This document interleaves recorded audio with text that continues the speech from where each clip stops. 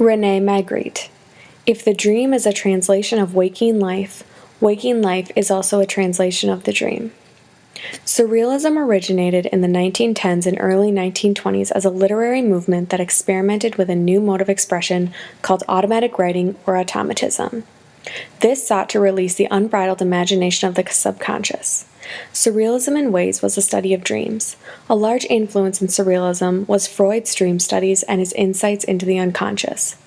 Surrealism essentially drew from the private corners of the mind to produce abstract imagery.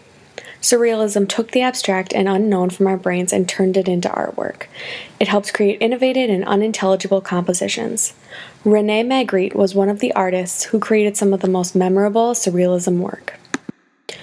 Magritte, in many of his paintings, took normal objects and rearranged them so that it forced the viewer to look deeper at what was in front of them and what the image really represented. In 1927, Magritte became a leader in the visual surrealist movement. A great deal of Magritte's inspiration came from his experience of his mother committing suicide.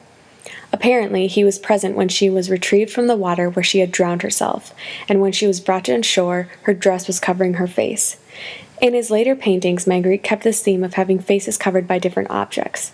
He also was known for having repetitious images throughout his paintings, such as a blue sky filled with white fluffy clouds, possibly keeping a constant theme that a surreal world would have this consistency, peaceful blue sky with perfect clouds. I want to begin the close reading of the painting The Promenade of Euclid by addressing the simplicity of this image. The scene as a whole looks peaceful, quiet, and serene. Within the painting, there are only two people on the road. Beyond that, there is just space and scenery. At first glance, one may not even realize that within this window frame is this canvas, making this creation, essentially, a painting of a painting. But this begs the question of why did Magritte feel the need to cover a section of his window frame with a painted canvas? What was behind that section? The canvas portion of this painting insinuates simplicity and peace. The street is quiet, the view is serene. This town looks uninhabited despite the two people in the street. Maybe the reality of this image behind the canvas was originally a busy town with people and cars filling the streets. The painting in its entirety is simple, though despite what this canvas could actually be covering. Maybe the simplicity is what makes the painting special, and maybe Magritte is taking something complex and making it simple so as to imitate a dreamlike scenario. The title of this painting seems very obscure as it references Euclid, who is deemed the father of geometry, while promenade translates to walking for pleasure. What made Magritte name his painting The Promenade of Euclid, though? I believe that the aspect walking for pleasure is what is significant in the title.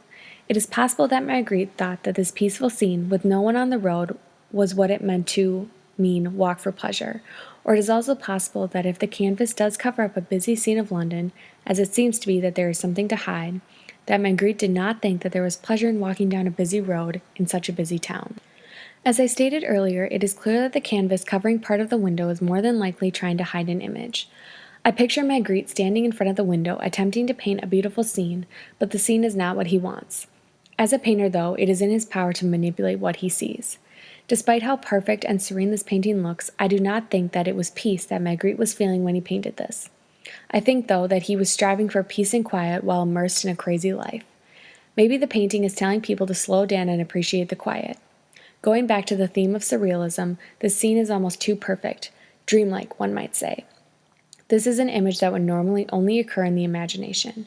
I picture someone sitting amongst a busy street with people moving all around them, and the person sitting daydreaming of a quiet place. No one is on the street, just the sounds of the world echoing through the empty space are present. The last visual aspect of the painting I want to discuss is the color scheme. The colors make this painting what it is. Within the window frame, they are all lighter colors that blend into each other, and colors that could be considered calm. There are no harsh lines within the frame either. Within the frame and the canvas, there are no powerful or aggressive neon colors that stand out, but soft colors that complement each other. Outside of the window, however, the colors are extremely distinct. The color of the easel is dark and the outlining is very clear, along with the tone and color of the curtains hanging on the side of the window. How the curtains hang is distinct. The difference between the window frame and the scene and the room details insinuates that within the window frame the scene is more dreamlike, but the room with the easel and curtains is reality. I want to close this analysis with the quote that I began with. If the dream is a translation of waking life is also a translation of the dream. This quote was stated by Rene Magritte, and I want to close with this one last idea. If this quote means that a dream is a translation of our lives, is it our job then to translate our dreams into our waking life? Is Magritte insinuating that this picture should influence people to follow their dreams and live out their dreams in their lives? These are the questions that surrealism, and this painting in particular, begs us as viewers to ask.